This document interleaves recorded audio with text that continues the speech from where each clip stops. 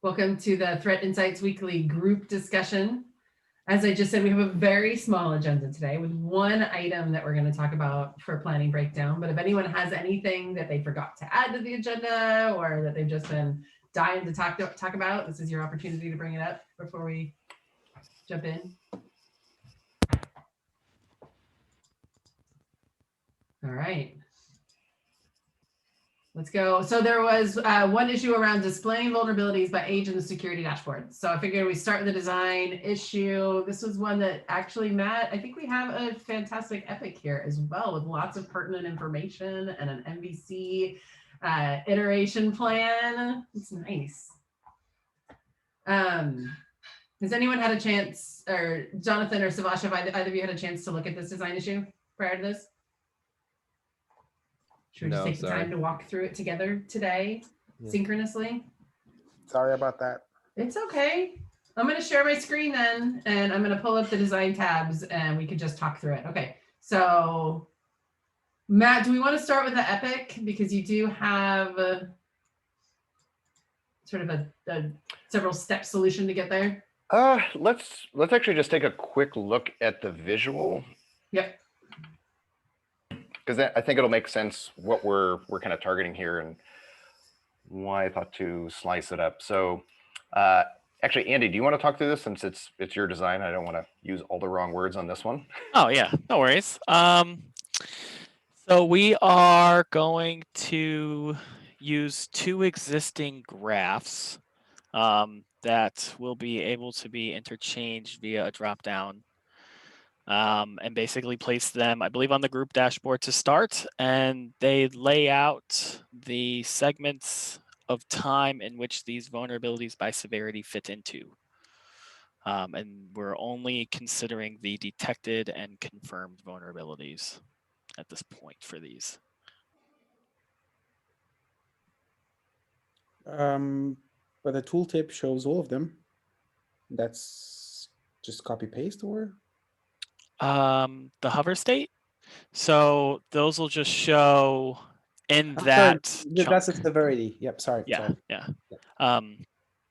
Yeah, within that range. So those will be our kind of first pass at creating a date range and bringing the data on vulnerability severity and displaying it via range. So this will probably be, as severities age the chart, they will move through.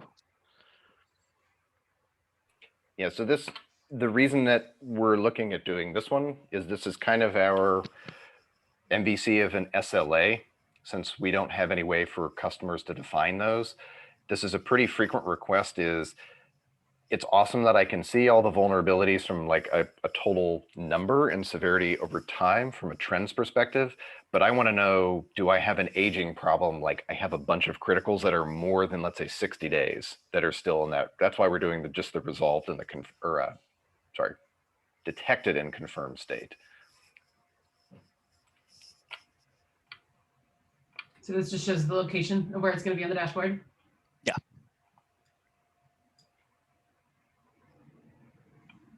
It's a bit unrelated, but now that I look at the image, I just realized that we forgot to add the date range to the security. We have an issue for that, right? We have two issues. We have one for, I think there's 2 feet. There's icons and the date range, and they're both in 1310, I believe. Okay. Yeah, we talked about that, I think, during the kickoff for 1310. Okay. And this one only has the ability to download. Sorry, say that again. This one only has that one icon, which you can download. There's no way to change the time aspect of it or anything else fancy. Oh, I don't think I accounted for that in the Epic, Andy. I completely missed that. No. I didn't even notice that. What does that actually do that's different from the vulnerability export report? I think that just downloads the image as a ping. I'm very uncertain. So that actually came as part of the chart widget. Yes, that's built into our widget. So gotcha. Okay. If that doesn't make it in, I don't think it's gonna be a deal breaker. yeah, it's a good thing to kind of figure out what is that doing. Whatever it is in our GitLab UI project, we should just mirror. So if it's just like ping, static ping at the same width, then sure. Or if it's a JPEG, worse, but fine. Huh. Does the other report have that on there? No. I think it No. did. Huh. But eventually with this, the idea is we could eventually start leveraging the fact that we can turn these into pings. And when we do PDF report exports, we can just rip the pings out at the same time if they wanted visuals while exporting the vulnerability report. I wouldn't have even noticed that though. It's so innocuous. I know I've looked at this probably 30 times and I never did either. No, really, from a location perspective, it seems strange, Andy. It feels like it would be over here on the right, just as far as where menuing items usually are. Yeah, I'm just blindly obeying what's in our chart documentation to Gotcha. keep it easy. Yeah. So from a planning breakdown perspective, we have 3 questions we tried to answer during this discussion, and I'm going to jump back over to the agenda to look at them. So this is Matt, sorry, Jonathan and Subhash. This is up to you guys to decide if you guys think this is ready to move on. Are the requirements clear enough to understand the intent of the request? For the front-end side, yeah, I think we just need the data from the backend, and then we can use the chart component to display it. Jonathan, what are your thoughts?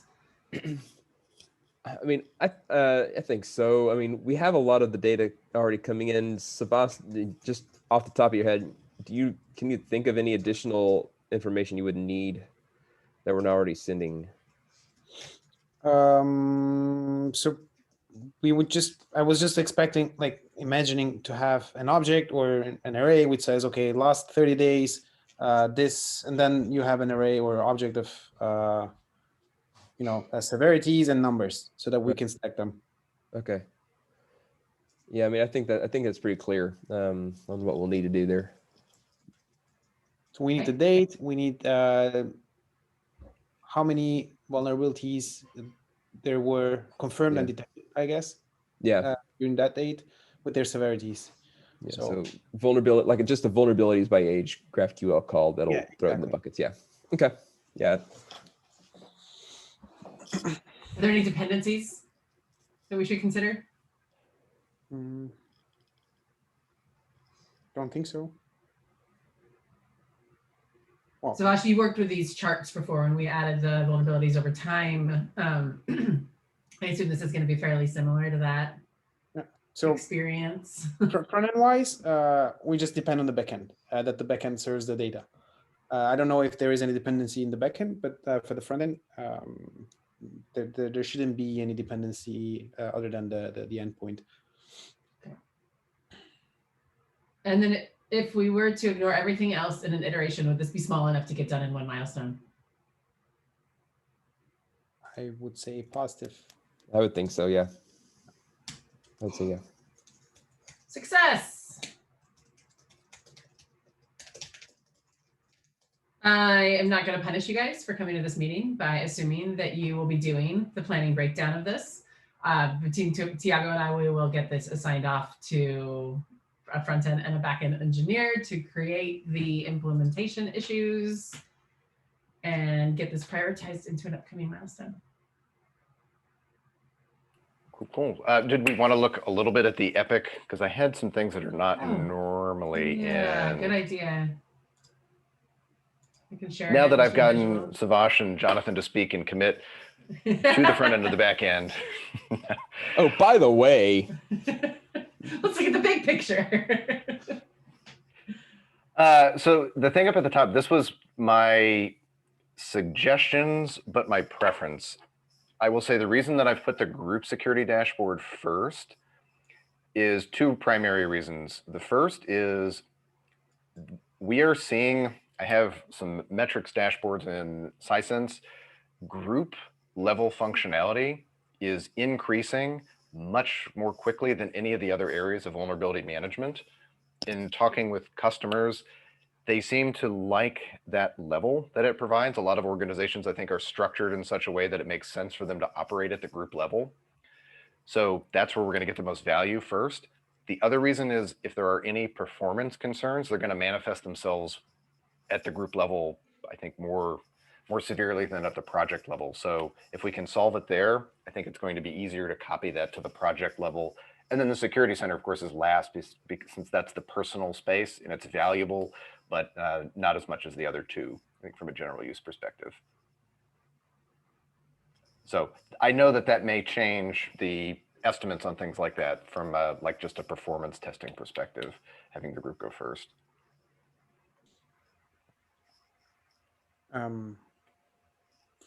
I was thinking like first to create the component, and then we can just reuse it. So I don't think it's a big issue for the front end that we start from the for the group or from the instance level or project level.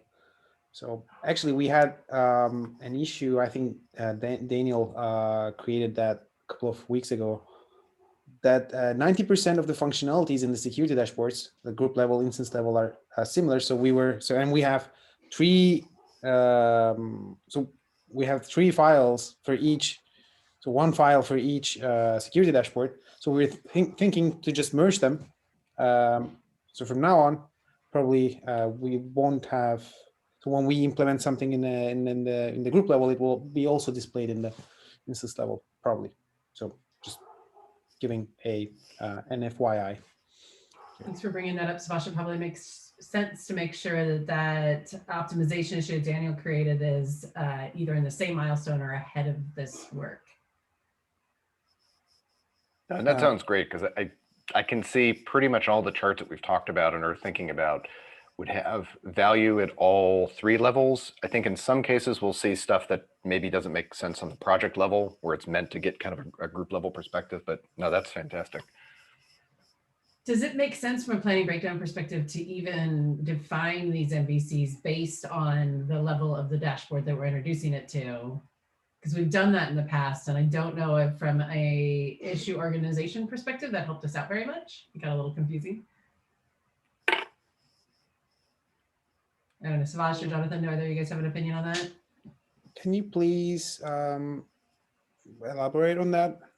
So Matt's basically kind of identified three iterations that we can take, or three different MVCs that we could deliver independently. Based on what you just said, Savas, I'm not sure if it makes sense for us to restrict, say, the first MVC just to the group security dashboard. I know there's more than, well, no, at this point, there's not even other navigation to consider. You know, we've already got the page there.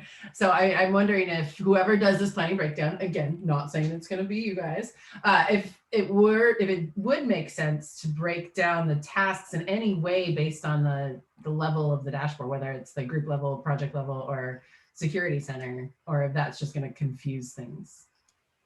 I mean, on the back end, once you have the first iteration through, it should be fairly quick to iterate through them. So to have them as each individual MVCs seems a little much.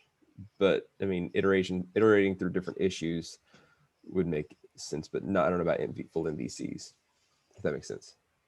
Am I hearing that right? So you're saying still break it down, and there might be some of that breakdown that's specific to the level of the dashboard, but having to deliver one standalone MVC independently, and then the next, and then the next isn't. Yeah. That seems because it seems like it's a lot, because I don't think we're gonna. It's not a very big jump to go from 1 to 2 at all. It's just basically, quick off the cuff thinking. It would probably be sending either the group ID or the project ID to determine the projects, and it's just based off that variable which projects it pulls and which vulnerabilities it pulls. And so once you have one written, it would be fairly quickly to do the other ones. On the front end side, the biggest work it's going to be to create the component to display the chart. I would for the breakdown, I would create an issue for that, and then for each dashboard we need to add a query. That's it. Specific to the data that we're expecting to get back. Exactly. So it could be either a big issue with 3 subtasks, like 3 to-dos, or it could be 3 issues, one for group dashboard, one for project, and then but those issues are fairly simple because it's probably just going to be copy and paste and then change a bit, a couple of fields, but that they will be just adding the query. We'll let whoever gets the opportunity to do this planning breakdown make that decision, and they can watch this video to get input from the team on your guys' opinions. So one thing that I'll make sure is clear and put the relationship between the two is the optimization issue that you were referring to, Savash, around uniting those 2 dashboards and making sure that we consider that in our scheduling.